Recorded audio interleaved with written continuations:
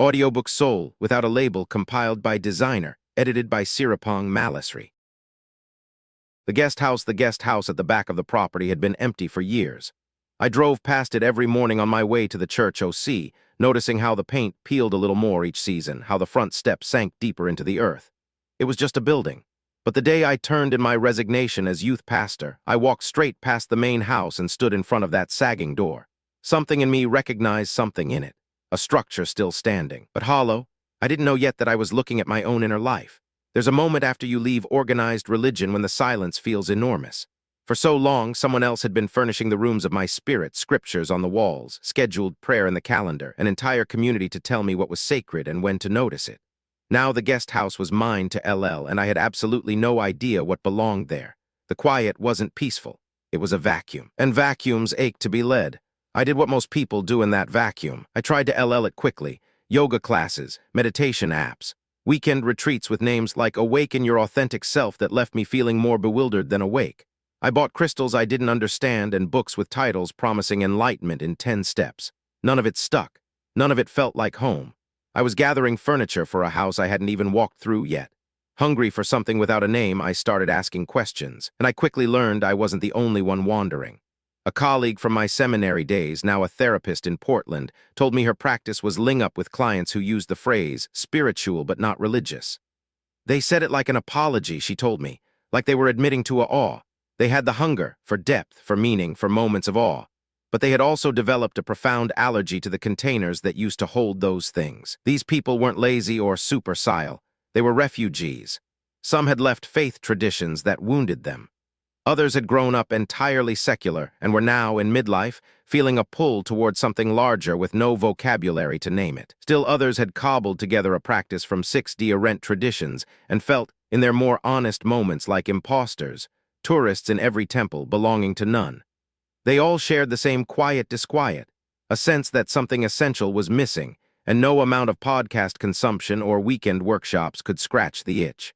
The numbers are staggering if you look closely. Survey after survey shows the nones, people who claim no religious affiliation, as the fastest-growing group in the United States.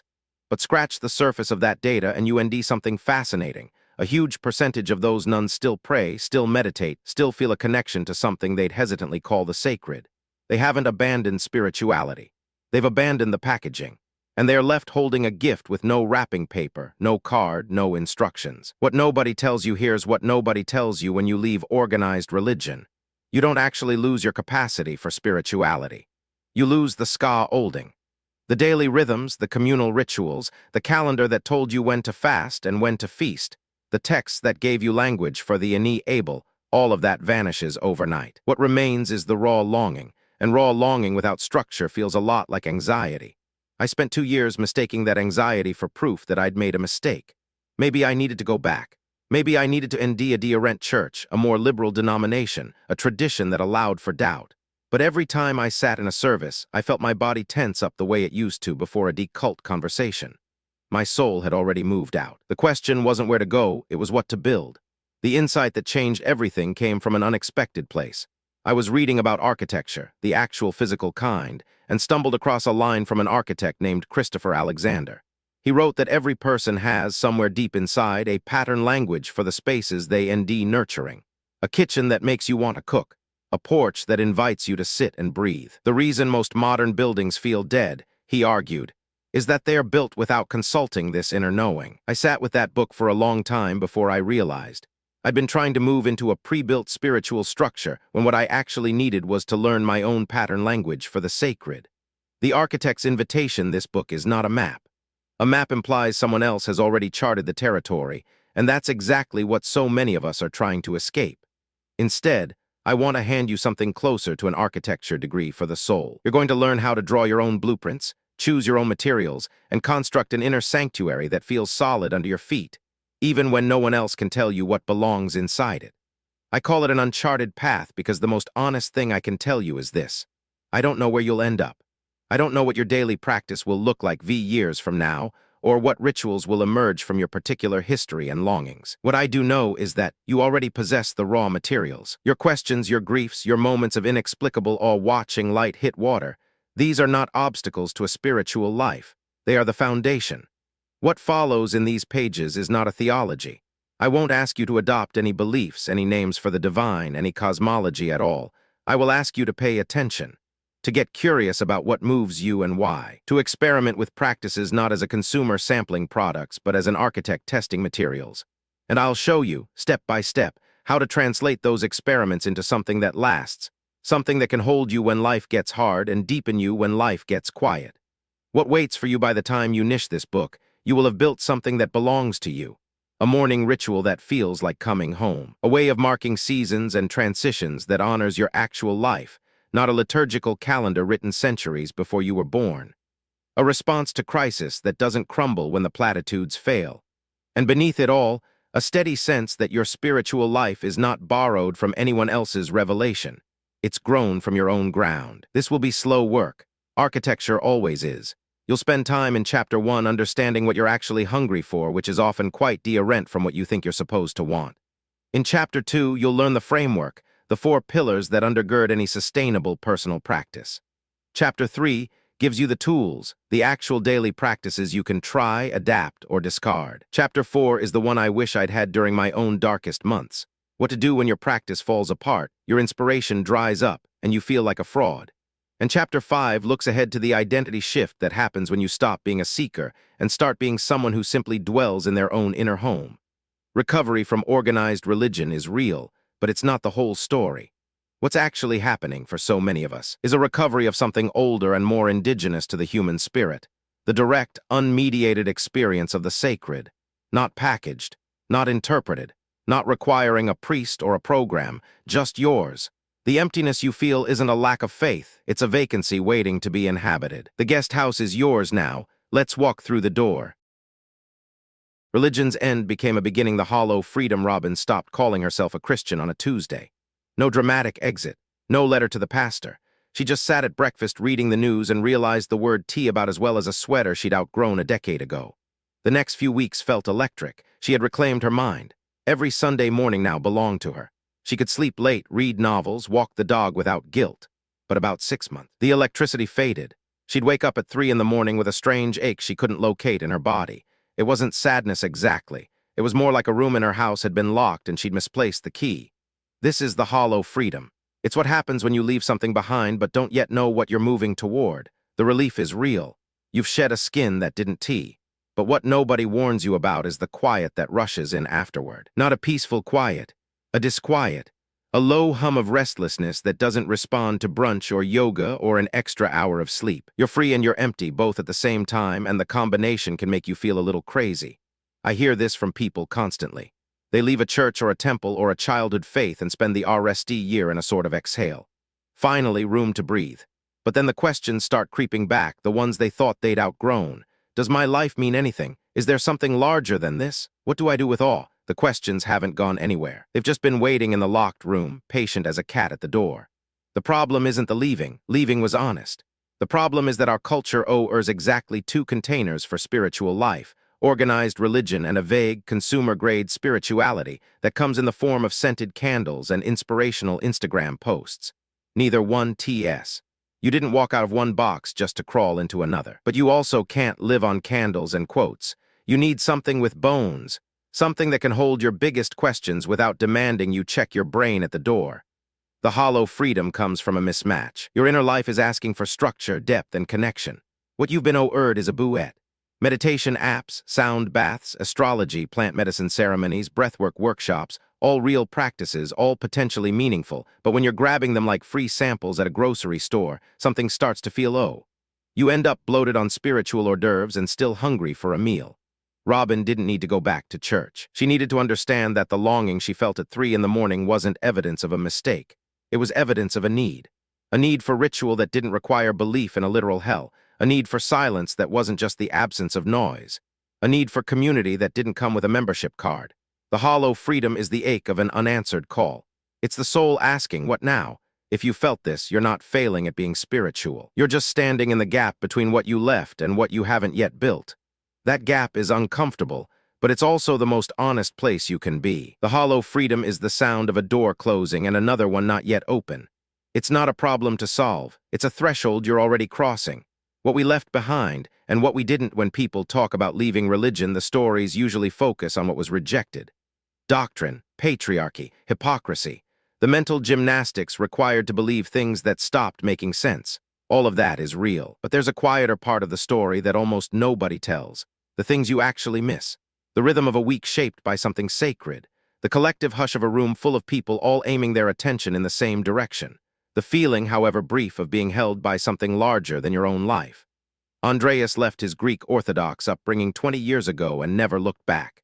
He'll tell you the incense gave him headaches and the theology never sat right. But if you ask him about the light in the cathedral on a Sunday morning, the way it came through the stained glass and pooled gold on the stone ore, his voice changes.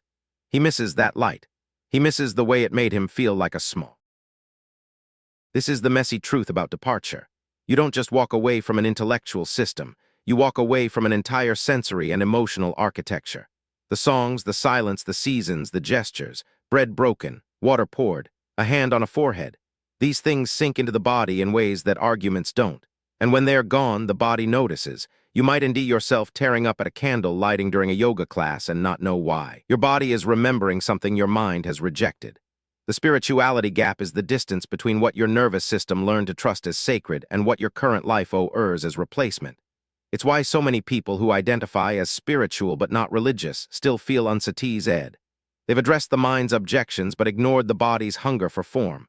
Form isn't the enemy, dogmatic form is, but form itself, a repeated gesture, a set time, a physical space that signals something important is happening here, is as necessary to the human spirit as rhythm is to a song.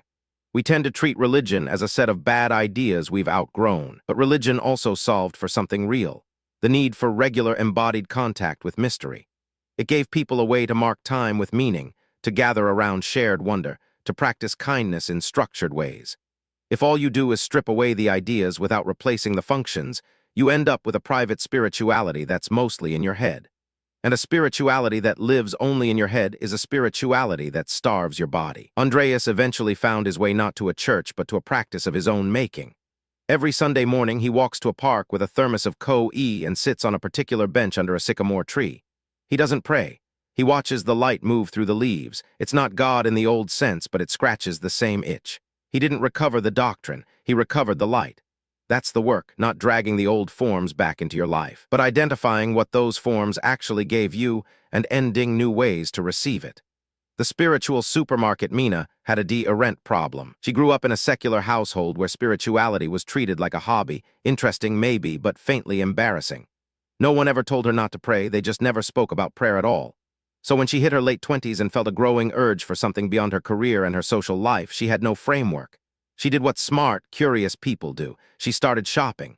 First, it was a meditation retreat. Beautiful experience. She came home feeling like her brain had been washed clean. Then a tarot deck. Then a course on shamanic journeying.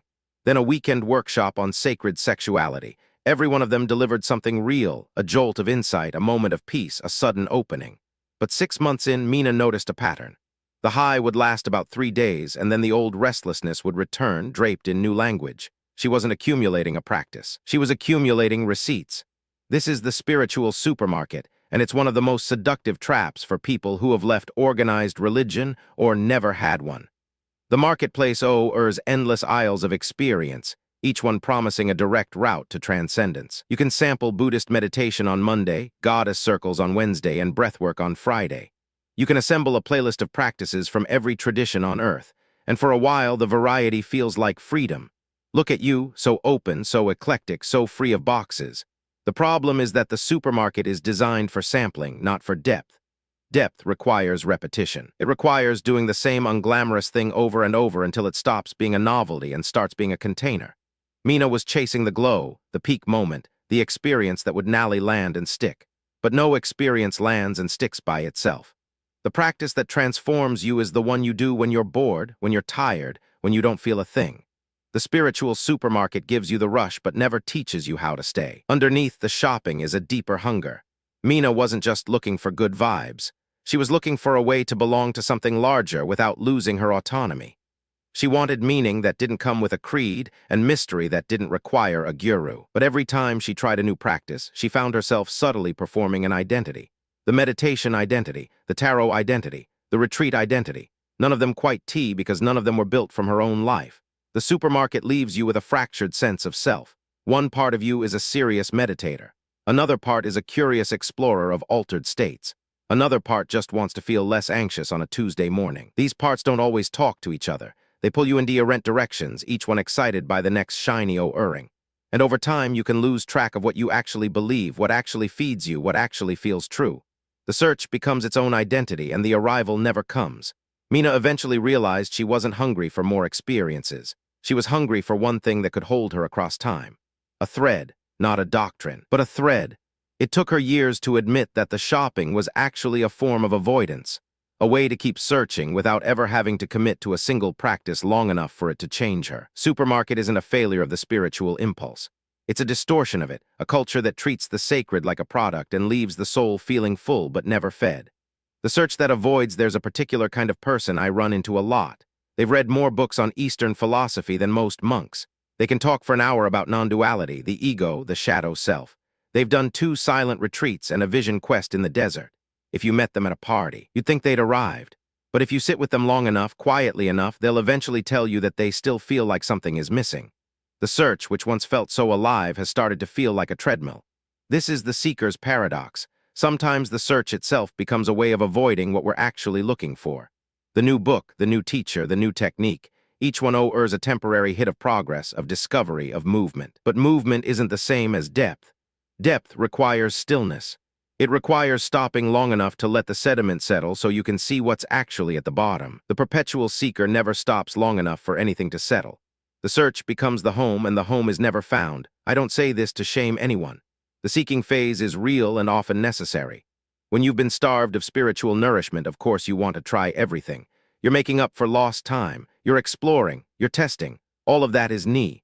But at some point, the seeking has to become something else, or it starts to hollow you out. The question shifts from what else is out there to what actually works in my actual life. And that question is a lot less glamorous. It doesn't come with a retreat brochure. It comes with a Tuesday morning when you're tired and the meditation cushion looks like a chore. The psychology behind the endless search often involves a hidden fear of commitment dressed up as open-mindedness. Committing to a single practice can feel like you're closing doors, limiting yourself, becoming one of those rigid people you left behind.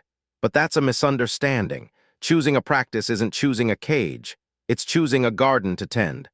A garden requires ongoing attention, not just occasional visits. You can still admire other gardens. You can still learn from them. But if you never commit to cultivating one plot of ground, you never get to see what grows. There's another layer, too. The endless search can be a way of avoiding the deeper work of facing your own life directly. It's easier to study the Bhagavad Gita than to sit with the discomfort of a strained relationship. It's easier to chase a peak experience on a mountaintop than to notice the low-grade grief you carry around every day. Spirituality then becomes a kind of bypass, a beautiful, sincere bypass, but a bypass nonetheless. You're climbing toward transcendence because you don't want to be where you are. The shift away from this isn't dramatic. It starts with a small inner acknowledgement. This isn't working anymore. The books aren't feeding you. The workshops feel repetitive. The search has become its own form of exhaustion. That moment of disillusionment is actually a gift. It's the soul saying, enough looking, let's start building. The search that began as a genuine hunger has served its purpose. Now it's time to take what you've learned and let it grow roots in the ordinary soil of your one unrepeatable life. The seekers I've watched transform aren't the ones who narrowly found the perfect teacher or the ultimate technique. They are the ones who got tired of the chase and decided to make a home right where they stood. They stopped adding and started deepening. They stopped looking outward for the next answer and started listening inward for the questions that were already theirs. The quiet disquiet didn't go away, but it changed tone. It became less like a hunger and more like a compass. The need that has no name after all the deconstruction, the shopping, the seeking, you eventually arrive at a very simple question. What do I actually need? Not what the culture is selling, not what the old religion demanded, not what the latest retreat promises. What do I need? Most people I work with have never been asked this question in a genuine way. They've been told what they should need. They've been pressured, judged, marketed to. But they haven't been invited to listen to their own inner signal and trust what they hear. This question can feel terrifying because it requires admitting that you do have needs. Spiritual needs. Needs for meaning, connection, silence, wonder, ritual, and a felt sense of belonging to something larger than your biography. In a culture that treats spirituality as either a private hobby or a consumer choice, admitting these needs can feel almost embarrassing. Like you're being too needy, too serious, too much. But the needs don't go away when you ignore them. They just go underground and express themselves as anxiety, restlessness, or a vague sense that life should feel more alive than it does. I've come to think of these as structure needs, not belief needs. You don't need a convincing argument for the existence of a soul. You need a way to experience your own depth on a regular basis. You don't need a theology of prayer. You need a simple gesture that signals to your nervous system, now I am stepping out of the noise and into a quieter room. The needs that religion once met weren't just intellectual. They were structural, time marked by sacred pauses, space set apart for stillness. Community gathered around shared values. These are human needs, not religious ones. They don't go away just because the institution did. When I ask people to name their spiritual needs without using any borrowed language, they often go silent for a long moment. Then the answers come, and they're never what a textbook would predict. One woman said, "I need to touch something real before I die." Another man said, "I need to stop feeling like I'm on my own with the big stew." Another, "I need a reason to get up that isn't just my to-do list." These are not abstract cravings. They are the cries of a soul that wants to be fed, not entertained. The quiet disquiet is the sound of these unmet needs. It's not a sign that you failed at building a spiritual life. It's a sign that you haven't yet given yourself permission to take your own needs seriously. The hollow freedom, the supermarket fatigue, the restless seeking, all of them lead to the same. Behind that door is the real work, building a practice from the ground up that answers to no one but you. As you'll see in the chapters ahead, that work is less about ending exotic techniques and more about discovering what your own soul has been asking for all along. The need that has no name isn't a problem. It's a starting point. It's the raw material you'll use to construct something that actually TS. And the RSD step is simply to stop pretending you don't have it. To look at the hollow feeling not as a failure of your freedom, but as an invitation to build. The disquiet isn't here to torment you. It's here to tell you something true. Listen. Spiritual framework, the inner sanctuary, a space of your own. Nandi knew nothing had been built yet.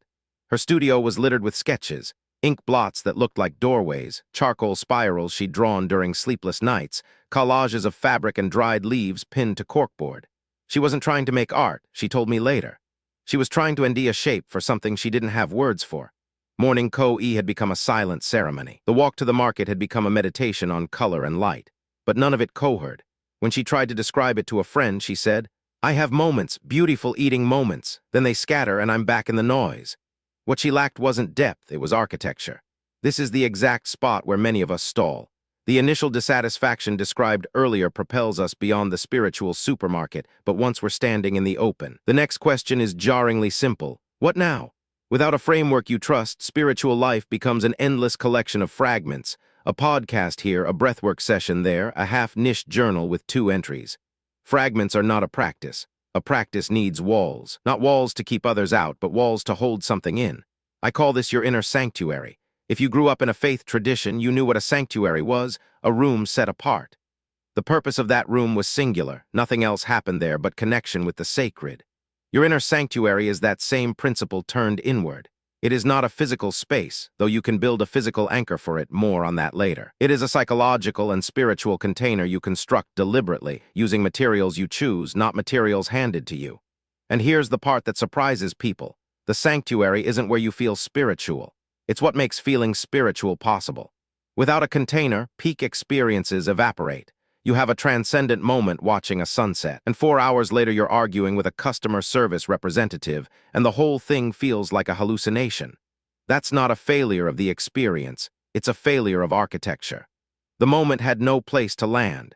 The inner sanctuary catches those moments, holds them, and connects them together into something larger than any single experience. Over time, you're not just collecting spiritual moments. You're building a relationship with yourself that exists independent of whether today's sunset was stunning or the clouds hid everything.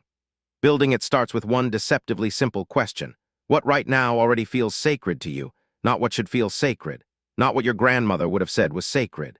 Not what the influencer with the minimalist altar says is sacred. What actually stirs something in your chest? For Nandi, it was texture, the rough grain of a wooden spoon, the cool smoothness of river stones, the way light fell across her drafting table at 3 p.m. None of these were religious. And yet, when she noticed them with intention, she felt the same quality of attention she once brought to prayer. That recognition, oh, I already know something about this, is the RSD brick. The second question is equally practical. When do you already pause? Not when do you plan to pause. When are you right now already quiet? Maybe it's the RST 90 seconds after you wake up, before the mental to-do list oods in. Maybe it's standing in line at the pharmacy. Maybe it's waiting for the kettle to boil. These pauses are the doorways of your sanctuary. You don't need to manufacture them, you need to notice them and then very gently mark them. A breath, a phrase, a 3-second recognition, I am here, this is mine. That's it. That's the entrance. Most people are so busy looking for a new system that they miss the system already waiting inside them. They want a blueprint from someone else. But the beauty of the inner sanctuary is that you cannot build it wrong, because it is built from your life, not a template. If you are drawn to words, your sanctuary might be led with poetry and invocation. If you are drawn to movement, it might be a sanctuary you enter through the body, stretching, walking, dancing. If silence unnerves you, your sanctuary might be auditory, chant, drone, the hum of a refrigerator late at night. The point is not the material. The point is the frame. We'll get to practices and daily rhythm in the chapters ahead. For now, I want you to sit with this. You are not empty. You are not spiritually bankrupt. You are not starting from zero. You are standing inside a construction site with materials already scattered at your feet. Old memories, bodily sensations, fragments of ritual, moments of inexplicable peace. The work of this chapter is to show you how to pick up those materials, see them for what they are, and begin to lay a foundation. Not my foundation. Not any tradition's foundation. Yours. Your spiritual DNA. No two sanctuaries alike. 2 years into his retirement, Thomas found himself stuck in a comparing loop. His neighbor did yoga at dawn. His sister-in-law attended silent retreats. The men in his book club talked about mindfulness apps with the same excitement they once reserved for stock picks. So Thomas tried each one. He downloaded the app. He sat on the cushion. He went to the retreat center and lasted 4 hours before he wanted to crawl out of his skin. When he came to me, his main complaint wasn't that the practices were bad. It was that they all seemed to work for everyone else while leaving him restless and vaguely ashamed. Maybe I just don't have the gene for this, he said, half laughing with real pain behind his eyes. He was wrong, but not about his experience. He was wrong about what his experience meant. Thomas didn't lack a spiritual gene. He was trying to build a sanctuary using someone else's DNA. Imagine taking a blueprint designed for a Gothic cathedral and trying to force it onto a single-room adobe dwelling. Both are sacred spaces. Both hold silence. But the materials, the shape, the relationship with light, none of it transfers. The same is true for your spiritual life. To build something that lasts, you need to understand your own spiritual DNA, the inherent orientation that shapes how you most naturally encounter the sacred. Over years of working with people from wildly different backgrounds, former monks, atheist nurses, skeptical engineers, mystics with dirty journals, I've observed broad orientations. They are not boxes. Most people feel at home in one or two, with a third as a secondary language. The contemplative orientation NDS, the sacred in stillness, silence, meditation, solitary prayer, the long pause. The active orientation NDS it in movement and doing. Walking, gardening, cooking, building, the rhythm of a run. The artistic orientation NDS it in making and perceiving beauty. Painting, music, poetry, the way fog erases the edge of a mountain. The intellectual orientation NDS it in ideas and inquiry. Studying, questioning, wrestling with philosophy, the same text read 20 times to ND a new layer. The service orientation NDS it in caring and connection. Holding someone's hand in a hospital room, feeding a neighbor. The unspoken solidarity of mutual aid. None of these are better than the others. None are more advanced. A contemplative who sits in perfect stillness for an hour is not deeper than an active who prays while chopping onions. The onion chopper is not avoiding silence. They are ending the sacred through a different doorway. The mistake Thomas made, the mistake so many make, was assuming that because stillness was spiritually productive for others, it should be spiritually productive for him. But his DNA was active and intellectual. He didn't need a cushion. He needed a task and a question large enough to hold his attention. Once I suggested he try a morning walking practice paired with a single inquiry he carried the whole way, what does mercy look like today? Something unlocked. The restlessness didn't vanish, it became fuel. Figuring out your own DNA isn't a personality test you take once and laminate.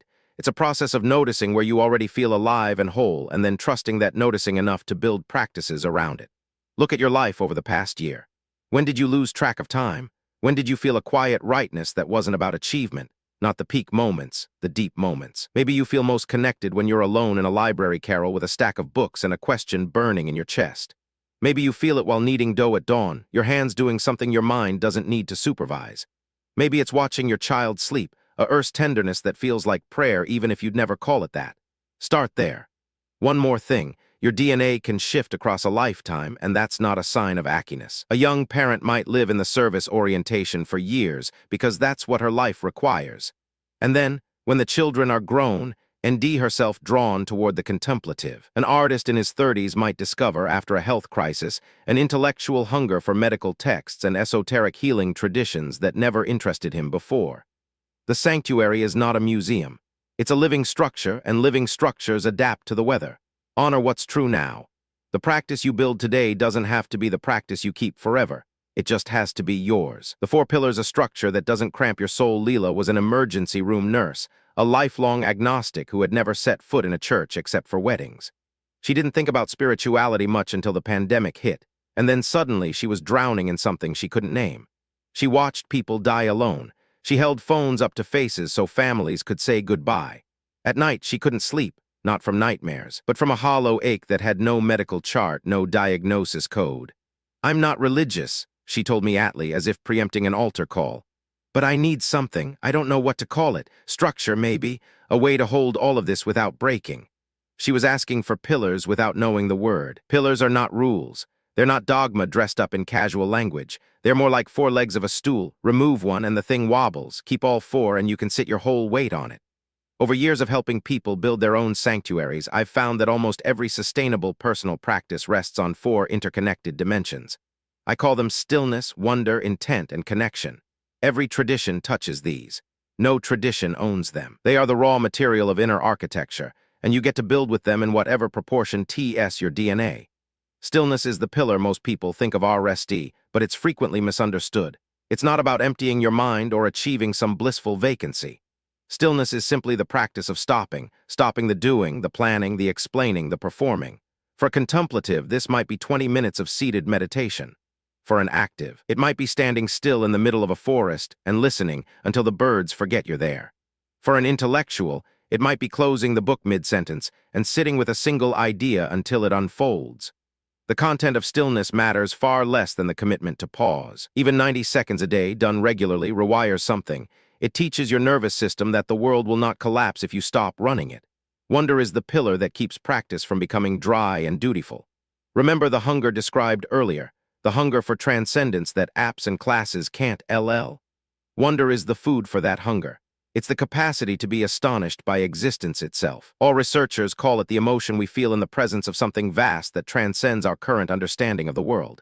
You don't need a mountaintop to ND it.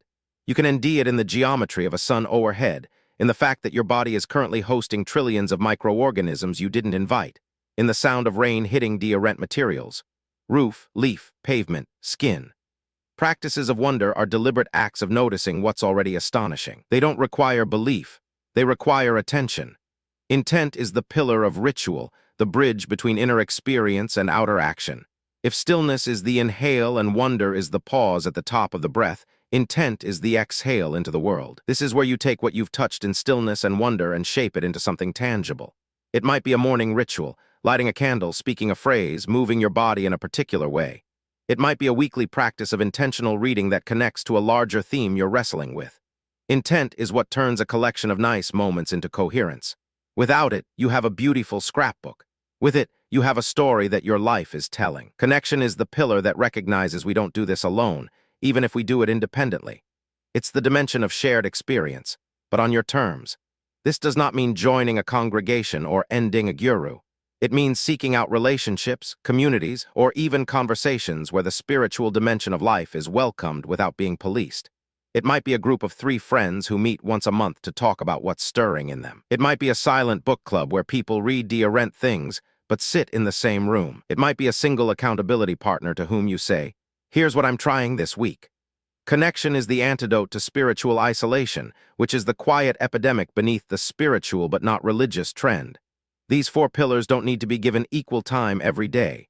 Some seasons will be heavy on stillness. Grief, for example, often demands more pausing and less output. Other seasons will lean hard on connection because you're lonely and need human presence more than you need a meditation cushion. The framework is permission. You don't have to do everything, but when something feels missing, you can scan these 4 and ask, which pillar have I neglected? 9 times out of 10, the answer points directly to what you need. Asking better questions, living without a final answer. Religious traditions often operate on an answer RST model. The questions are predetermined and the answers are waiting, sometimes comforting, sometimes coercive, always provided. When you leave that model or never had it, the questions don't go away. If anything, they get louder.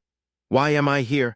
What happens when I die? How do I live a decent life? Is there something beyond what I can see? Without a tradition to supply the answers, these questions can feel less like doorways and more like sinkholes. You start asking, and suddenly you're spiraling. So many people respond by shutting the questions down entirely. Too destabilizing, no resolution, what's the point? The alternative is not to NDZ answers, but to learn to live inside the questions without demanding they resolve. This is a skill, and it takes practice. A woman named Carmen told me once that her core question was, am I doing this right? She'd been out of the Catholic Church for 15 years, but the grammar of her childhood still ran like underground water. Ritual was supposed to be performed correctly. Prayer had a protocol. Her new practice, morning silence, a nature journal, a weekly call with a like-minded friend, felt real, but she had no gauge for whether it was working. So she kept adding things, subtracting things, second-guessing her own instincts. The problem wasn't her practice. The problem was the question underneath, not what do I need, but what will make me feel approved? That question is a ghost from an old architecture. You can't answer it with a new practice. You have to change the question. Good spiritual questions are not puzzles to be solved. They are companions for the journey. They travel with you. A question like, what is sacred to me? Is not something you answer once and then low away. You answer it this year in this body under these circumstances, and then life changes and the question returns and your new answer surprises you. The goal is not resolution. The goal is intimacy with the question itself, with the part of you that asks it, with the mystery that keeps it open. When you stop demanding that your questions behave and deliver clean answers, they begin to behave like what they actually are, openings. Here's a short list of questions I've seen transform a practice from task-oriented to alive. They're not meant to be answered on paper and checked They're meant to be carried, in your pocket, in the back of your mind, into the shower, onto the walking trail. What makes me feel most fully myself? When have I felt held by something larger than me, even if I didn't name it? What do I resist that might actually nourish me? What am I running from when I stay busy? What kind of person do I want to become, not what do I want to achieve? None of these require a theological framework. They require honesty and the willingness to not know. There's a particular habit that forms when you start living with open questions. You stop needing to defend your spirituality, because you're not presenting a niched product. You're not selling a system. If someone asks what you believe, you can say, I'm sitting with a few things right now, and that's a complete answer. The pressure to have a tidy elevator pitch for your inner life dissolves. Your sanctuary isn't a real estate listing. It's a lived-in room, and lived-in rooms get rearranged. This doesn't mean you're intellectually lazy. It means you've made a de-rent kind of peace with uncertainty. Certainty and depth are not the same thing. You can know something deeply while still holding the edges of it open. A musician doesn't demand that a chord resolve in order to feel its truth. The tension is part of the beauty. Your questions are the same. Let them be unresolved. Let them hum. That hum is the sound of a practice that's still breathing. In the practical chapters coming, you'll have a chance to anchor all of this in daily life. But before we get to the doing, I want you to sit with the architecture. You have an inner sanctuary. You have a spiritual DNA. You have 4 pillars to build with, and you have questions that are not problems but companions. That's already a lot. That's already more structure than most people ever give themselves. And none of it came from an institution. It came from you paying attention to you. The next step is learning to walk through that sanctuary every day, not as a visitor, but as someone who lives there. Inner sanctuary crafting, a daily ritual I want to tell you about Elena. She came to one of my workshops with a journal full of notes and a look of complete frustration. She'd read every book, tried every app, but nothing stuck. The problem, she told me, was that she thought a spiritual practice needed to be grand. An hour of meditation, a perfectly curated altar, deep philosophical insight every morning. No wonder she was exhausted. The real work starts smaller than you think. A daily ritual is not a performance. It's a doorway. And that doorway can be as simple as 10 minutes and a single candle. Begin by anchoring your practice in a time of day when your mind is still soft. For many, this is early morning before the mental noise begins. For others, it's the transition out of work, where a ritual acts like a lint roller, picking up the residue of the day before you walk into your home or your rest. I had one client, a father of 3, who could only manage his practice at 9 p.m. After everyone was asleep. He sat on the edge of his bed with a single question: what did I feel today? That was his whole practice, and it was enough. The key is consistency, not duration. 10 minutes, same time, same spot every day. What do you actually do in those minutes? Let's strip it back. Choose one anchor breath, a short piece of text, or a simple physical action. For breath, try this. Inhale for 4 counts, hold for 4, exhale for 6. Do that 3 times. Don't analyze it, just feel the air move. If words work better, pick 2 lines from a poem, a song, or something you've written yourself.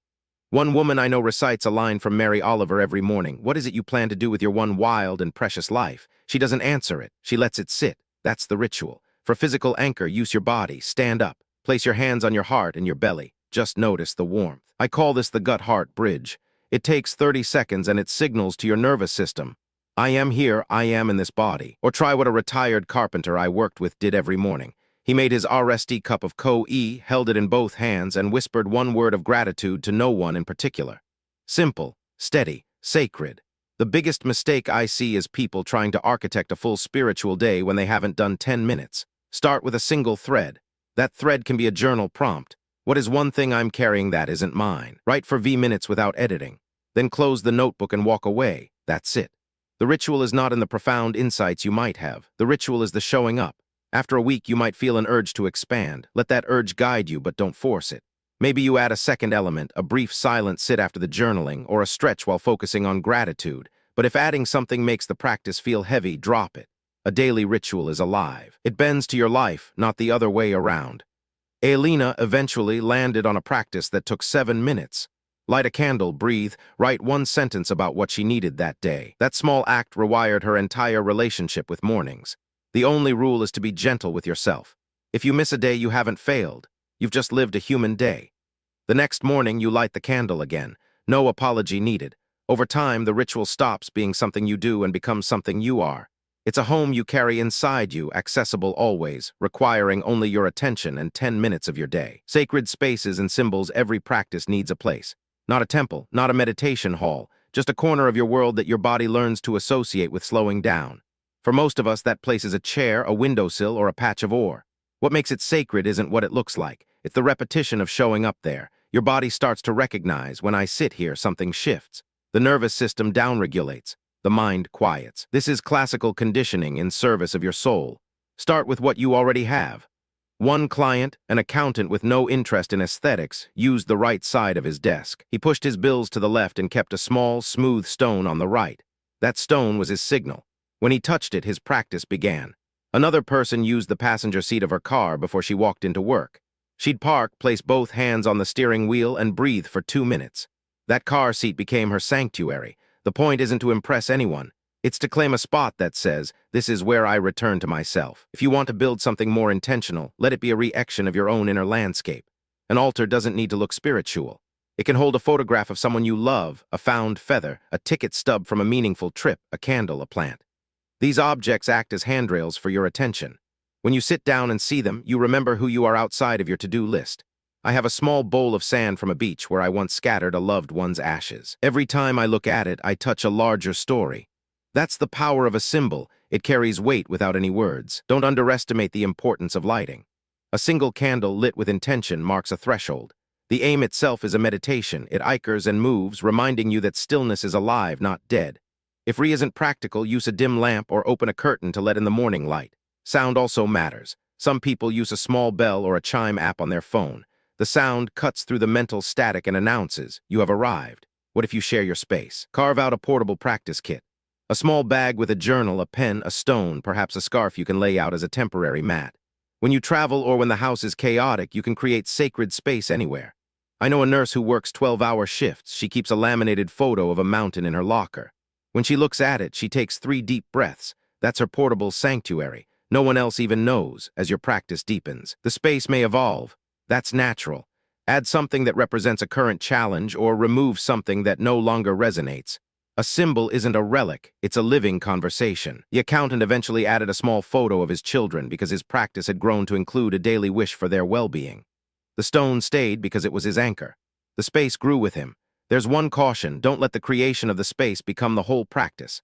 I've seen people spend months curating the perfect altar and never actually sit down in front of it. The space serves the practice, not the other way around. Start with a candle and a clear spot. That's enough. Show up there tomorrow. Then the next day. The space becomes sacred because you bring your attention to it again and again, not because of what's on it. The art of the sacred pause, the daily ritual gives your practice a home base. but life is mostly lived away from that home. You're in a meeting, at a grocery store, driving through Tra-C, scrolling your phone. The sacred pause is a minute practice designed for exactly those in-between moments. It's a sliver of intentionality you can slip into any crack in your day. No mat, no candle, no uninterrupted time required. Just a handful of seconds and your own awareness. The simplest form is the breath gate. When you feel your shoulders creeping up toward your ears or when you notice your jaw is tight, you pause. You don't change what you're doing. You just stop for one full breath. In through the nose, out through the mouth. Notice the physical sensation of the exhale, the slight drop in your chest, the softening somewhere in your body. That's it. You've just practiced. This doesn't solve the problem, but it interrupts the spiral. It gives you a split second of agency in a day that usually feels like it's happening to you. Another form is the sense drop. You pick one sense and let it wholly absorb your attention for 10 seconds. Hear the hum of the refrigerator. Feel the texture of your shirt against your wrist. See the light falling on a desk or a wall. This isn't about clearing your mind. It's about letting your mind land fully on something real rather than the anxious narrative it's spinning. I had a client who was a harried high school teacher. Between classes, she'd stand at the window and watch the movement of leaves on a single tree for exactly 30 seconds. That was her reset. You can also anchor the pause to a physical object you encounter daily. A woman I worked with used her tea kettle. Every time she let it with water, she paused and said silently, "May this warmth LL me." Another man used the elevator doors closing. The brief window of waiting became his trigger to check in. Where am I tense right now? He'd release whatever he could on the ride up. The beauty of a cue is that it doesn't rely on remembering to practice. The world reminds you. There are emotional pauses, too. When someone says something that stings, or when you feel a wave of irritation or sadness come out of nowhere, pause. Don't react. Just notice the sensation in your body, a hot ush, a tight throat, a sinking in the gut. Give it a name. This is hurt, or this is anger. Naming the emotion without acting on it creates a tiny gap between the stimulus and your response. That gap is the birthplace of spiritual freedom. It doesn't mean you suppress the feeling. It means you meet it with awareness before it hijacks you. A practice I often teach is the threshold pause. Every time you cross a doorway, home to outside, room to room, take one conscious breath. This is an ancient practice found in many traditions, stripped of any religious language. It's just a moment of presence at a physical transition. Over time, these moments accumulate. You're not adding anything to your day, you're just waking up within what's already happening. And that waking up, that gentle returning to yourself, is the essence of a spiritual life lived outside the meditation cushion. If you feel like you can't possibly pause because you're too overwhelmed, that's exactly when the pause is most needed. Overwhelm lies to us. It says we don't have time, but a sacred pause costs only a breath, and that single breath can be the difference between drowning in reactivity and the wave. Try it. Right now, wherever you are reading this, pause. Feel the weight of your body in your seat. Feel one breath move through you. That's the sanctuary. Available anytime, anywhere, for free. Developing your spiritual calendar, most of us grew up with some kind of yearly rhythm. Holidays, holy days, seasons of gathering, and seasons of waiting. When you leave organized religion, that ska-olding often vanishes. Suddenly the year is just an expanse of work weeks and weekends. A personal spiritual calendar rebuilds that gentle shape, not out of obligation, but out of a recognition that time itself can be sacred. Your life already has turning points. The practice simply marks them. Start by noticing the natural ones. The solstices and equinoxes are a simple, ancient framework available to anyone. You don't need to be a pagan or an astronomer. The winter solstice, for example, is the darkest day of the year. That's a powerful moment to light a candle, to re-act on what needs to rest in you, what needs to be let go. The summer solstice, the longest day, invites a celebration of fullness and energy. One family I know marks each solstice with a simple dinner where everyone shares a single word that captures the season for them. That's it. A spiritual practice rooted in the actual turning of the planet. Next, claim the personal dates that already shape your story. The anniversary of a loss. The birthday of someone you loved. The day you moved to a new city or left a relationship. These dates carry emotional gravity. Without a practice, we often let them pass in a muted blur or dread them approaching. With a practice, you can sit with them intentionally. Light a candle. Write a letter you'll never send. Walk the same path you walked that day. One man I know marks the date of his divorce not as a failure, but as a day of quiet renewal. He takes himself to a movie and then writes down what he's learned about love in the past year. He's turned pain into ritual, creates seasonal check-ins.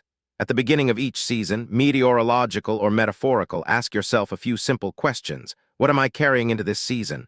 What do I want to cultivate? What do I need to release? You can do this with a journal, a walk, or even a small repit if you have access to one. Burning a slip of paper with something you're ready to let go of is a deeply human act that needs no religious framing.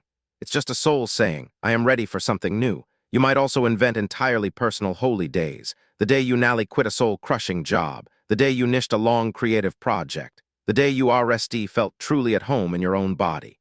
Give that day a name. Repeat it yearly. This is how you build a mythology of your own life, a narrative that holds you when the world feels random and chaotic. A client of mine celebrates Silence Day on the anniversary of the RSD time she took a solo retreat. She spends the day in quiet, reads poetry, and doesn't look at her phone. It has become more sacred to her than any holiday she grew up with. The practice doesn't require elaborate preparation. Most of these moments take 20 to 30 minutes. What matters is the marking, the pause, the recognition that time is not just passing, it's forming you. And by showing up to these small ceremonies, you are not waiting for life to feel meaningful. You are weaving meaning directly into the calendar of your days. The year becomes a spiral, not a line. Each return to a date is a chance to see how you've grown, what's still tender, and what has transformed. The 30-day experiment, all of this can feel abstract until you actually do it. So here's a concrete template, one small practice, tested for 30 days with a simple way to track its effect.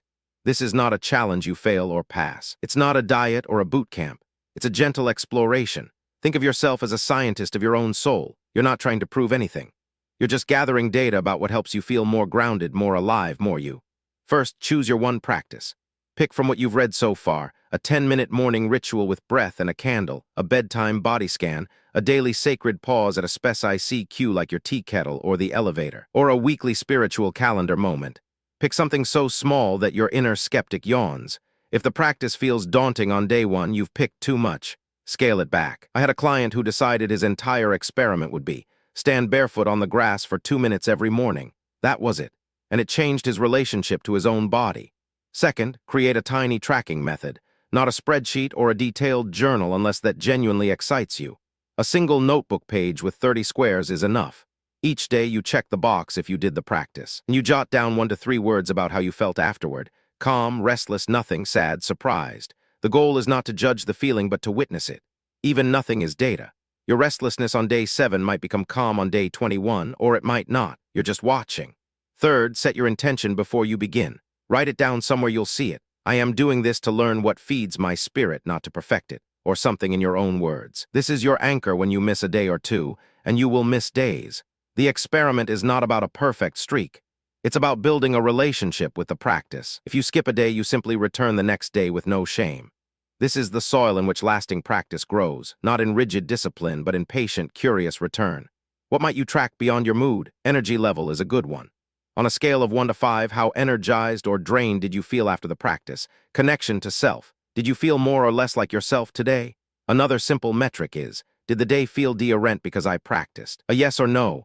Over 30 days, patterns will emerge. You might notice that the practice feels that when you're rushed, but grounding when you give it even a few minutes of genuine attention. That's valuable. You're learning the conditions your soul needs to thrive. At the end of the 30 days, take 20 minutes to review your notes. Don't overanalyze. Just ask, what did I learn? What surprised me? What was harder than I expected? What was easier? And most importantly, do I want to keep this practice, adapt it, or try something different? If the answer is keep, you now have a seed that has taken root. If the answer is adapt, you have valuable information about what you actually need. If the answer is try something else, you haven't failed. You've just ruled out one path and gathered self-knowledge. This 30-day cycle is itself a spiritual practice. It teaches you to trust your own experience, to listen to your body and your moods, to adjust without guilt. The goal is not to arrive at a perfect, Instagram-ready morning routine. The goal is to become a person who knows how to feed their own soul, who has evidence that small, consistent acts of attention actually change the texture of a life. That's the foundation under everything else. That's the practice becoming you. Falls apart the inevitable stall 3 months into her new candle-lighting ritual. Alina felt nothing. The match struck, the wick caught, and she sat there watching the aim, wondering if she was a fraud. The warmth she'd felt at RSD had curdled into a low-grade irritation. She'd skip a morning, then 2, then a week, each missed practice piling on a little more guilt until the whole thing felt like another to-do list item she was failing at. If this sounds familiar, breathe. You are not broken, and your practice is not dead. Every spiritual practice, whether it's meditation, journaling, or walking in the woods, hits a stall. It's as predictable as the tides. The plateau isn't a sign that you've done something wrong, it's a sign that you've been doing it long enough for the initial novelty to wear off. What felt alive and electric becomes familiar. What was a discovery becomes a routine. This is not failure. This is the ground hardening before new roots can push deeper. The stall can take many shapes. Sometimes it's boredom, a gray feeling that makes you roll your eyes at your own altar. Sometimes it's doubt, a sharp, needling voice that asks, is any of this even real, or are you just playing with candles? Sometimes it's life interruptions, a sick parent, a work crisis, a move that sweep through and knock everything on the table. Whatever form it takes, the stall feels personal. It feels like proof that you never really had a spiritual core in the RSD place. But the stall is not personal, it's biological. Our brains are wired to crave novelty. And when a stimulus repeats without variation, attention naturally drifts. The honeymoon phase of any practice, spiritual or otherwise, lasts roughly 3 to 6 months before the dopamine response fades. This is not a design or in you. It's the design of the human nervous system. The question isn't whether you'll hit the wall. The question is what you'll do when your forehead is pressed against it. I know a man named Thomas who built a morning meditation practice he loved. For 6 months, he rose at dawn, sat on his porch, and breathed. Then one Tuesday, he just didn't. He sat down and his mind was a swarm of grocery lists and work emails. The silence felt aggressive. He tried for 3 more days, each session worse than the last, until he quit entirely and didn't sit again for a year. What he didn't know then, what I want to tell you now, is that the stall is a messenger. It's not telling you to stop. It's telling you the practice needs to change or you need to reconnect to why you started. When Thomas Nally returned to his porch, he did something different. He brought a notepad. Instead of GHing his thoughts, he let them come and wrote them down before settling into breath. The swarm had a place to land. The practice shifted from emptying the mind to sitting with what is, and that small adaptation turned the stall into a doorway. The boredom itself became the content of the practice. This is the RSD lesson of recovery. The stall is not the enemy. It's an invitation to listen more closely. So if you're in the stall right now, if your journal is gathering dust, if your morning silence feels hollow, if you've been scrolling through your phone instead of lighting that candle, I want you to hear this. Nothing has gone wrong. You are exactly where every sincere practitioner eventually lands. The recovery doesn't begin with zing anything. It begins with dropping the shame and getting curious about what the stall is trying to show you. The shadow of the seeker beneath the stall, often invisible, runs a deeper current. I call it the shadow of the seeker. These are the emotional patterns that rise up when the glow of a new practice fades and we're left alone with ourselves. They're familiar to anyone who has ever tried to cultivate an inner life. The feeling of being a spiritual imposter, the perfectionism that whispers you're not doing it right, the comparison that scrolls through other people's curated peace and NDS your own wanting. Anna, a hospice nurse who had built a practice around gratitude journaling, hit her shadow 6 months in. She'd read about a woman who meditated for an hour each morning and felt a surge of inadequacy so sharp it made her close her journal mid-sentence. "I'm just a nurse writing thank yous in a spiral notebook," she told me. That's not spirituality. That's a craft project. The shadow had convinced her that depth required drama, longer sits, more exotic techniques, a teacher with a name she couldn't pronounce. Her simple, sincere practice suddenly looked embarrassingly small. This is the shadow's favorite trick, convincing you that spirituality exists on a hierarchy and you're near the bottom. It borrows voices from old religious training, the guilt that taught you to measure your worth by your discipline, the shame that equated struggle with sin. Even if you've left formal religion behind, these grooves can still run deep. The shadow repurposes them. Now, instead of failing God, you're failing your practice. Same weight, Rent label. Perfectionism is the shadow's most reliable weapon. It tells you that a real practice is consistent, elevated, uninterrupted. One missed morning becomes evidence that you're not committed. A wandering mind during meditation means you're not present enough. A single week of chaos that pulls you away from ritual gets logged as proof that you don't have what it takes. The irony is brutal. A practice meant to free you from performance becomes another stage you're failing to perform on.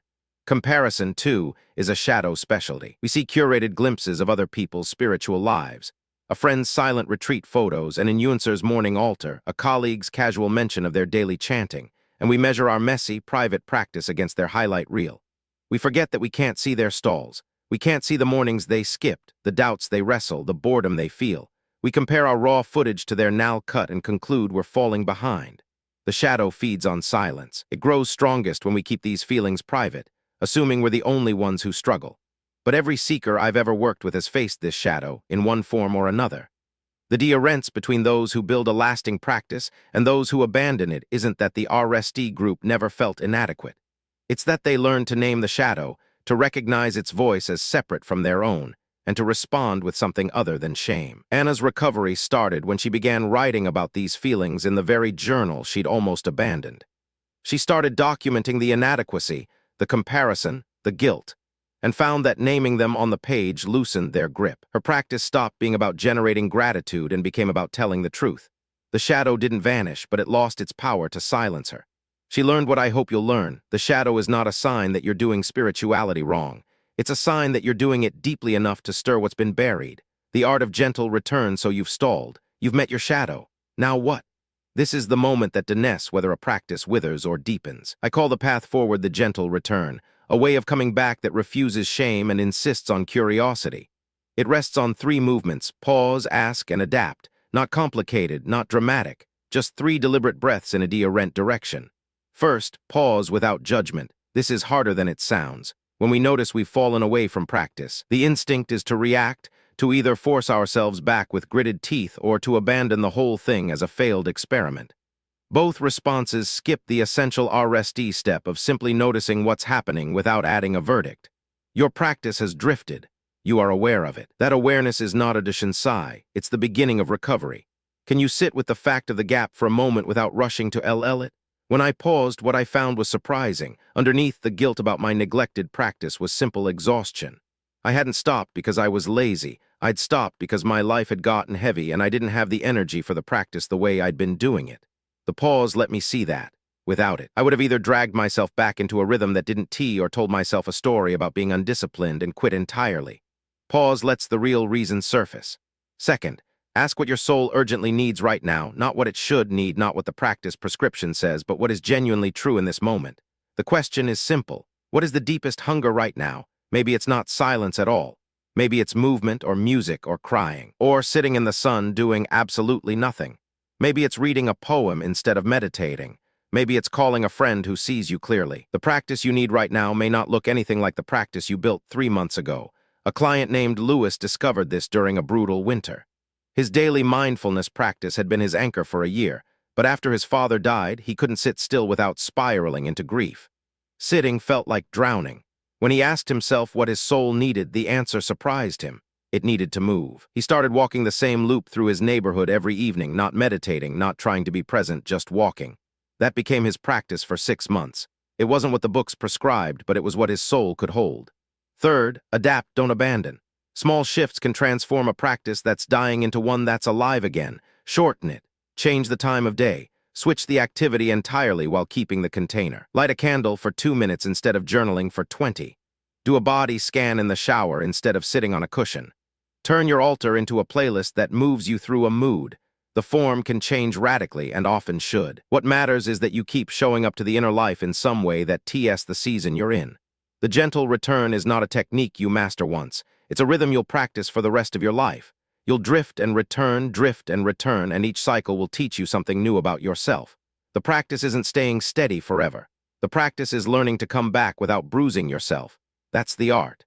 That's the recovery. When the external intrudes, there are times when the gentle return isn't gentle at all, when life doesn't just interrupt your practice but detonates it.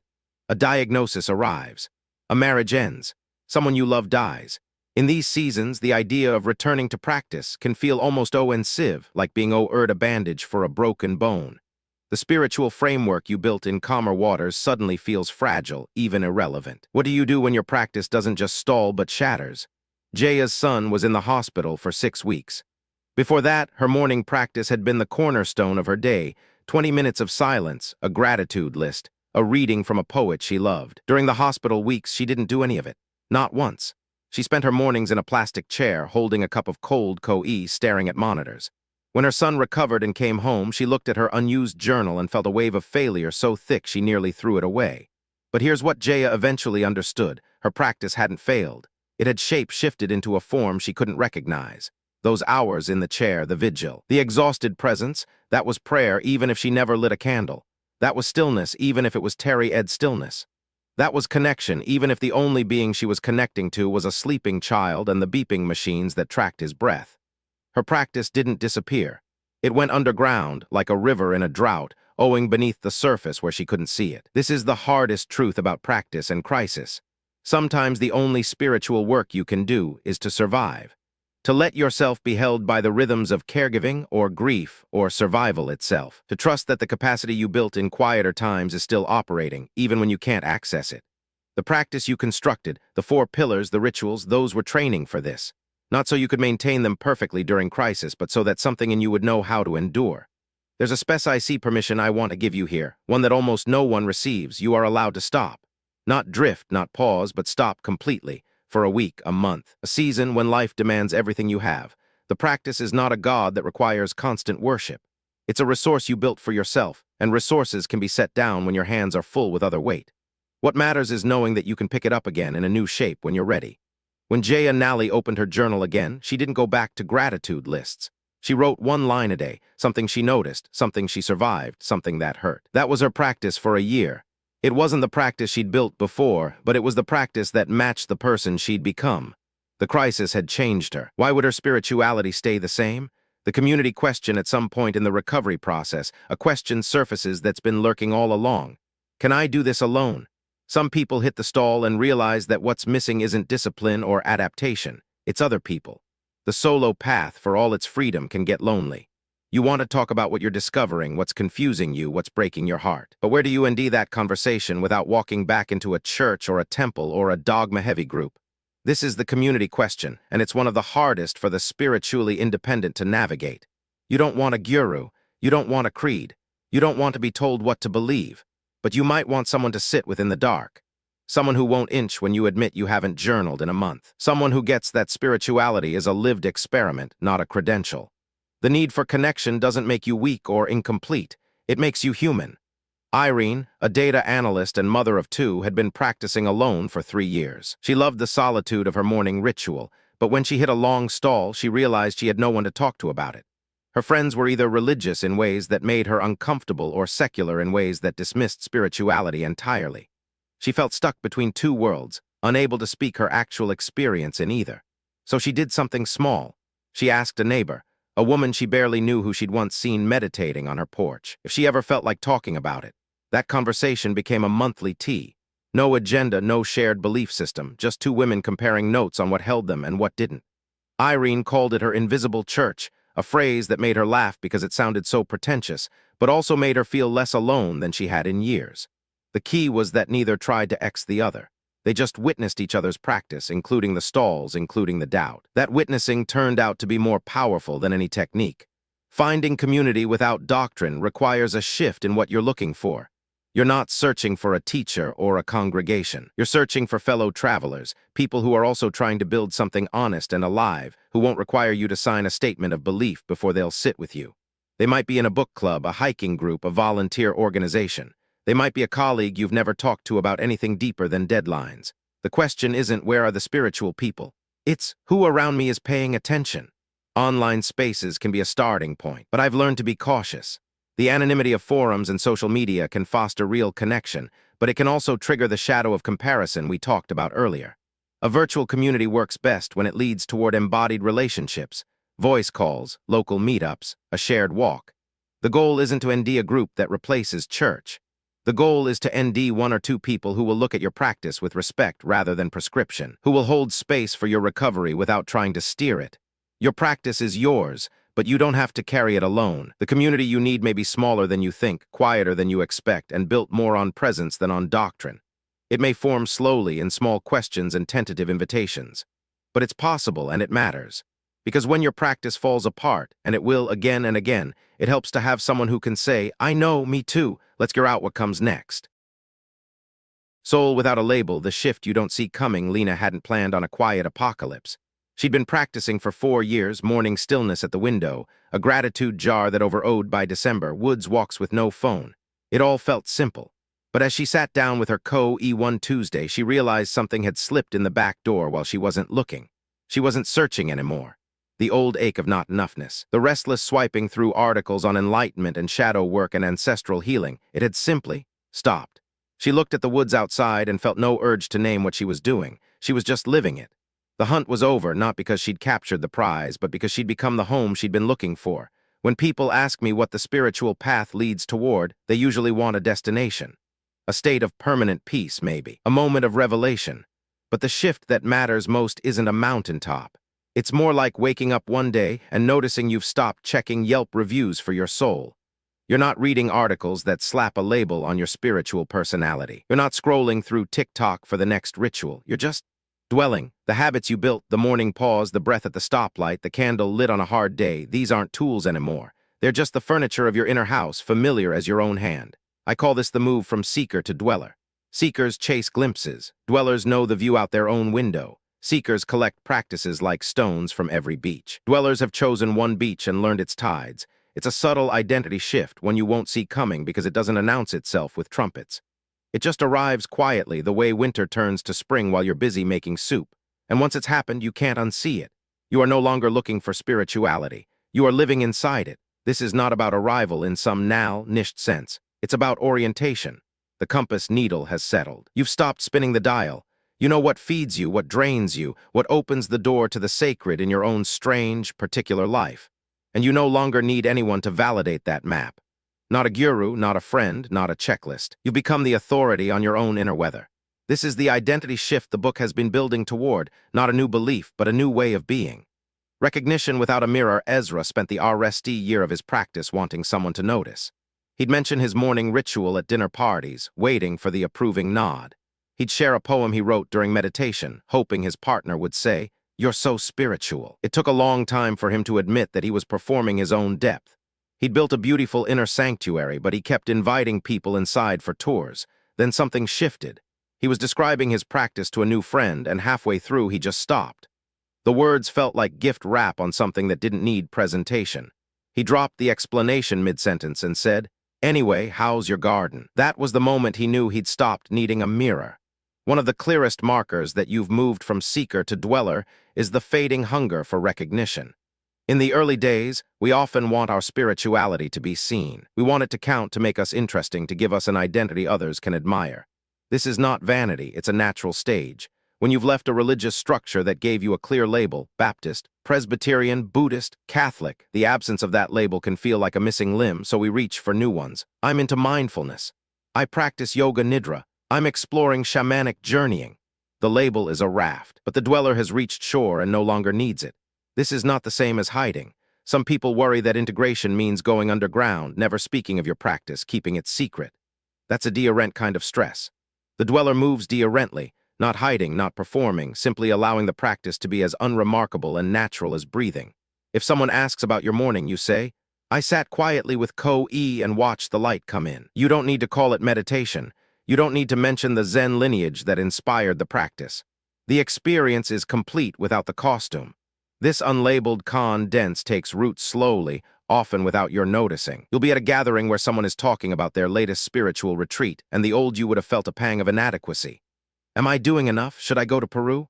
But the dweller in you just smiles, genuinely happy for their journey with no need to join it. Your own path is no longer a question mark. It's a period. Steady, quiet, full. You've become your own priest, your own witness, your own quiet amen. The mandala of meaning Mira kept a box in her closet for years. Inside were objects that had no logical connection. A river stone, a photograph of a dead friend, a ticket stub from a concert that made her weep, a feather, a piece of sea glass, a handwritten quote from a poet she'd never met. She didn't know why she kept them, but every time she opened the box, she felt anchored. One day, as she sat with the objects spread on her oar, she realized this was her theology. No doctrine, no creed, just a constellation of moments that pointed towards something larger. The feather and the stone and the poem weren't random. They were a language, her language. They were how she talked to mystery. I call this the mandala of meaning. In Buddhist and Hindu traditions, a mandala is a geometric design that represents the cosmos, a pattern that holds complexity without reducing it. Your personal practice over time becomes a mandala. It's not a system of answers. It's a container for the questions that matter most. What do I owe to the world? How do I hold the fact of death? What is my small life part of? These questions don't need a single answer. They need a home. Your practice is that home, the morning stillness, the walk in the woods, the love you give, the grief you carry, the candles you light for no reason but that you need light. There is a common fear among people building their own spiritual path, that without a ready-made system, they'll have no way to think about the big things. Death, morality, purpose, connection to the ancestors or the earth or the divine. These feel like questions for a religion, not for a Tuesday morning solo practice. But here's the secret. The practice itself becomes the framework. You don't need a catechism to talk about death if you have been sitting with your own mortality every Samhain, lighting a candle for every person you've lost. You don't need a rulebook to be kind if your morning practice includes asking yourself, who can I serve today? Meaning doesn't come from memorized answers. It grows out of repeated, embodied attention. Your mandala will look different from mine. It should. The point is not to draw someone else's pattern. The point is to recognize the pattern that has already been forming in your life. The objects you keep, the moments you return to, the questions you can't stop asking. These are not distractions from a spiritual life. They are the spiritual life, waiting for you to name it as sacred. When you stop looking for a pre-made system, you can now see that you already have one, woven from your own days, your own losses, your own strange and beautiful devotions. Integration without erosion, the real test of any spiritual practice, is not how it feels on the cushion or in the candlelight. It's how it survives contact with Tuesday afternoon, with the coworker who drains you, with the child who won't stop crying, with the news that makes your stomach drop. So many people develop a rich inner life and then indeed getting sanded down by the friction of ordinary days. They wonder, am I losing my practice, or is my practice just not sturdy enough for real life? Neither, usually. What's happening is that they haven't learned integration. They've been keeping their spirituality in a separate room, and when the door swings open, the noise of the world rushes in. Integration means learning to carry your practice through the day without turning it into a performance or a shield. It's not about reciting mantras in meetings or walking through the grocery store in a state of theatrical calm. It's about letting the stillness inside you stay available, even when the outside is chaos. I worked with a nurse named Sorana who developed a practice where she'd touch the doorframe of each patient's room and take one conscious breath before entering. No one knew she did it. It took half a second. But that half second was the thread connecting her to the self she met in morning meditation. The practice didn't interrupt her work. It wove into it. There's a particular challenge here for people who grew up in religious traditions. Old wiring can kick in. If your faith isn't visible, maybe it doesn't count. If you're not testifying, maybe you're denying. If you're not defending your beliefs, maybe you're ashamed. Integration asks you to untangle those old scripts. You don't have to announce your practice. You don't have to hide it either. You can just live it. When someone asks why you seem so grounded, you can say, I take a quiet moment in the mornings, it helps. Simple, undefended, true. And then you can ask about their garden. This is the art of being a soul without a label in a world that loves labels. Your practice doesn't need a name. It doesn't need to be worn on your sleeve or tattooed on your skin. It just needs to be there for you, steady and accessible, whether you're in a cathedral or a cubicle or a carpool lane. You are not two people, the spiritual morning person and the worldly daytime person. You are one person, with a well you can draw from any time. The erosion stops when you stop compartmentalizing and let your practice simply be the way you move through the world. Teaching without preaching, it will happen. Someone will notice the shift in you. They'll see that you handle con Ike differently, that you don't spiral the way you used to, that there's a steadiness in your eyes. And they'll ask, what do you do?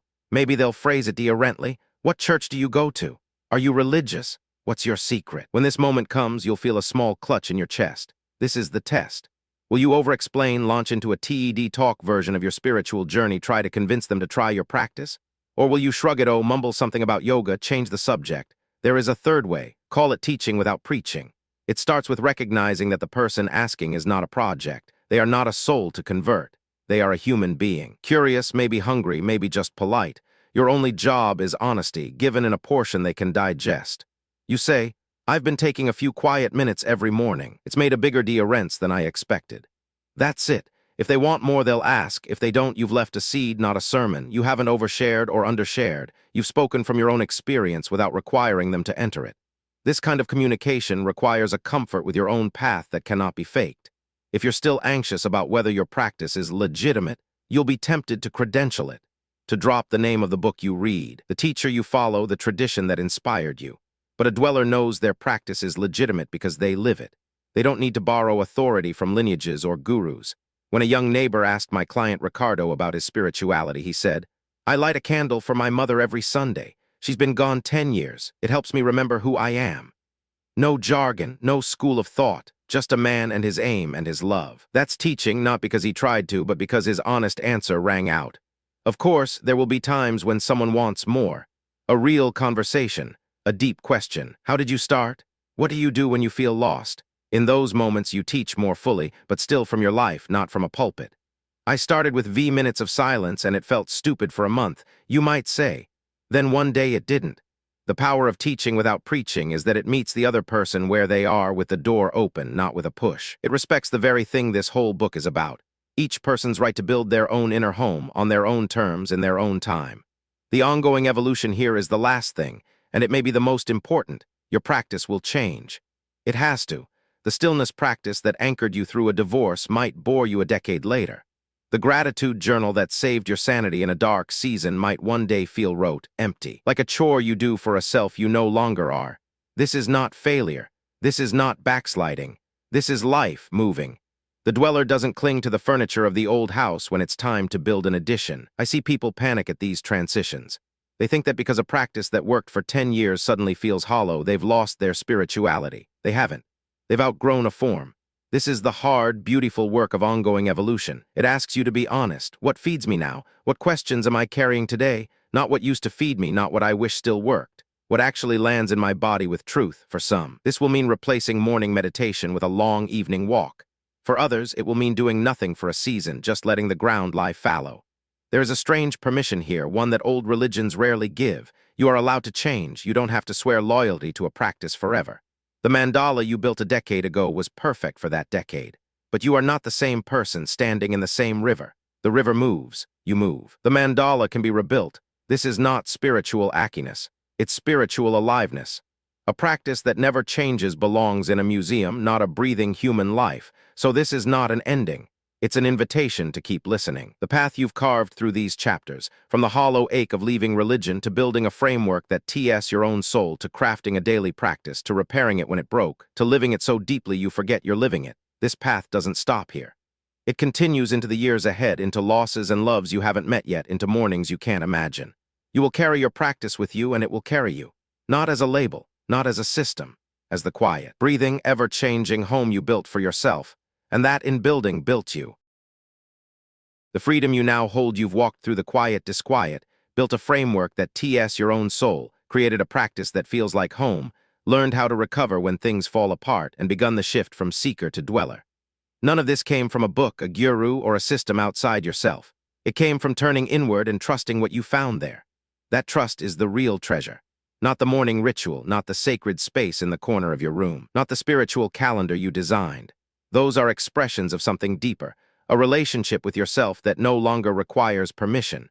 You are the authority now, not because you've learned enough or practiced enough, but because you've discovered that the sacred was never somewhere else to begin with. I remember a woman who nished a journey much like this one and told me, I thought I was leaving religion to ND something new, but I was actually coming back to something old, something I knew as a child before anyone told me what to believe. She had recovered a part of herself that had been waiting, patient, and quiet underneath all the noise. This is what it means to live as a soul without a label. Not to reject every tradition or think you've outgrown community, but to hold your own experience as the primary text. To let your intuition be the compass. To know that you can walk into any temple, any forest, any silent room, and the sacred is already there, because you brought it with you. Recovering into your own soul, recovering from religion, is the phrase many of us reach for. But I want to a different framing. You are recovering into your own soul.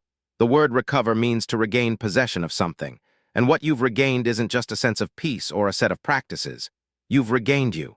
The one who existed before the labels, before the shoulds, before the fear of getting it wrong spiritually. This recovery isn't about healing from damage, though for some of us there is damage to heal. It's about returning to a natural state of connection that has always been yours. Think of a river that was dammed. When the dam breaks, the river doesn't have to learn how to owe. It just owes. That's what this book has been about, removing the dam, not teaching the river what it already knows. So the question is no longer, am I spiritual enough? Or am I doing this right? The question becomes, what does my soul need right now? And the beautiful, unnerving thing is that only you can answer that. No book, including this one, can tell you, but you've built the capacity to listen. And that capacity is the whole point, the starting point. Not the destination. Spiritual but not religious has been a helpful label for millions of people. It signals what you're not. But a label of negation can't hold a whole life. You can't build a sanctuary on the word not. That phrase was a doorway. You've walked through it. Now you're standing in a much wider room. That room is your own lived spirituality, messy, evolving, sometimes confusing, and utterly yours. You don't need a name for it. You don't need to explain it to anyone. The only thing you need is to keep showing up for it. To tend it like a garden, knowing some seasons will be lush and others sparse. Both are valid. Both are part of the aliveness. What I hope you've seen throughout this book is that the search for depth without doctrine is not a problem to solve. It's a creative act, and you are the creator. Not in a grandiose sense, but in the simple, daily sense of choosing what you pay attention to, what you honor, what you let shape you. That's the kind of spiritual power no institution can grant or revoke.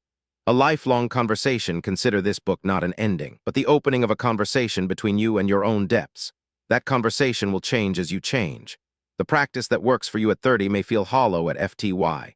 The pillar of stillness that anchors you now might one day be eclipsed by a need for connection or wonder. That's not failure. That's life moving through you. When that happens, you don't need to start over. You just need to ask again, what is sacred to me right now? What is my soul hungry for? You already have the framework, the tools, and the gentle return. But more than any of that, you have the relationship. The relationship with yourself is the container that holds everything else. So I invite you to keep walking, not toward a destination, but deeper into the territory you've already begun to map. There is no now arrival. There is no certificate of completion. There is only this moment, this breath, this quiet knowing that you are connected to something larger than yourself, and you don't need a single label to prove it. Soul without a label in soul without a label. Embark on a transformative journey that transcends the con-ness of organized religion and super-scial spirituality. Discover how to cultivate a deeply personal practice that integrates the sacred into the rhythm of everyday life, allowing you to reconnect with your inherent sense of wonder and authenticity. Through the exploration of your unique spiritual DNA, learn to embrace the beauty of ordinary moments and ND full element in the simple act of being present. Sirapong Mallasri.